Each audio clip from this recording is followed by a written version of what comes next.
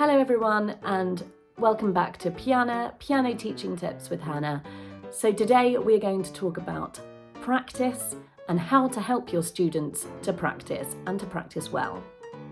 Now, if you are a brand new teacher or you've been teaching for a while, you will know the importance of practice, and this will mainly be focused on school-age children, but I will mention something to do with adults at the end, so listen to the end for that. But we've all been there, we've all had a student who comes every week and they almost brag that they haven't done any practice.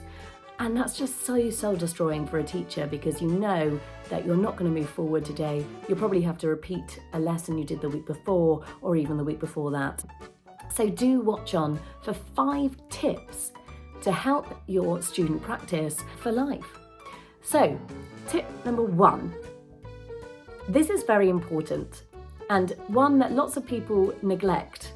The parents, they are the key to get your child to practice. They are the key to unlock that practice bug. A child won't do a lot on their own. They'll probably want to play. They probably just want to be with their friends. It's a parent that has to nudge them to do their homework, to do their chores, and it's no different if they're playing a musical instrument. No different at all. The only difficult thing is with a parent, especially if they're not a musical parent, if they have a child that has an interest in the piano, to start with, the child will be so motivated. They will run to the piano and they will want to play all the time. But there comes a point when things get tougher and when they're progressing that they may lose their interest and they want to get on to the next shiny object. So you have to make the parent aware that this is a skill like anything else, like doing their homework, and it's something that, they need to be disciplined with, but that comes from the parent. Tip number 2, and again, this comes from the parent, is setting a routine. You have to set a routine with your practice, because the motivation, like I said in the previous tip, will go. So if you know that you do your practice when you come back from school at 4 p.m. and then you have a break, great, that's your routine. And if your child has no time at all, because we all know how busy children are, they do so many activities, it almost makes me tired thinking about it, but maybe they practice before they go to school. So get up half an hour earlier, do the practice, and the great thing about that is it's done for the whole day. Don't have to think about it anymore.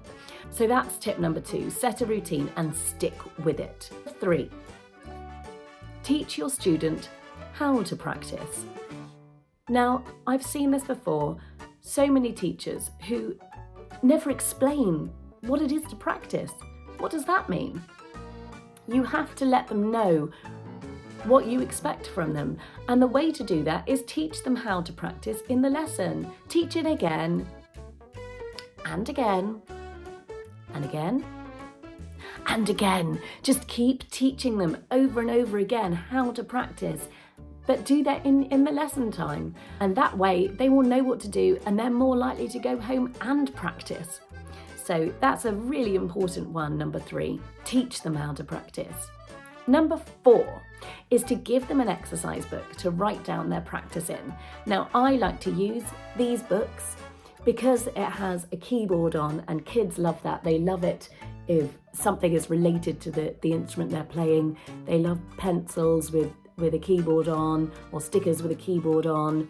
It'll be so exciting for them to start with, and tell them they have to bring that every week to their lesson, and you will review their practice. They can write in how many minutes they did in the week, and you can reward them. So you can reward them with a sticker, maybe you have a house point system, whatever your system is, you can reward them after a certain amount of time. So that is tip number 4, give them an exercise book, make them write it down. Tip number 5, give them a goal. They need to have a goal sometimes. It may not be an exam, and they certainly won't be doing an exam if they're a beginner, and that's absolutely fine. I do believe in exams, and I think they're a really good barometer of where your child is. But some students, even older ones, they don't want to do exams, and that's absolutely fine. So you're going to have to do something like a piano recital or a piano festival, or sign them up for a local piano festival. Get them to play in a school assembly or a school concert. And if none of those things are on offer, you could even just get the parent to come in every 3 or 4 weeks and listen to a child play one of the pieces they've been working on. And they will work towards that because they want to impress.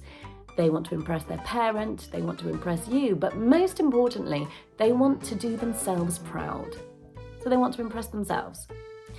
And I guarantee that will get your students practicing. If none of those work, then I do have another video that I will be uploading soon on how to get your child to practice. So listen out for that. And do write in the comments below anything that you found useful about this video or any practice tips you have yourself, because I'm always on the lookout for tips and tricks to help children play the piano and find that lifelong love of the instrument. And if you are teaching adults, the above does apply, although you don't go through the parent, of course, because they're adults and that would be strange. But the idea of the routine is still there. That's very important. They might want to write down their practice as well. They don't have to show you, the teacher, because again, they are an adult and responsible for themselves. Another thing that you should be aware of with adults, my experience, is that they can come very, very enthusiastic and working really hard in the first couple of weeks, and they're desperate to get to Furley's or Beethoven's Moonlight Sonata in the first 2 weeks. But if they don't get there, which they won't, they lose all motivation. So just give them, a lot of encouragement, but also give them a realistic expectation of where they are and where they're going to be in about 6 months. So just be very honest with them up front, and that way they should stick around.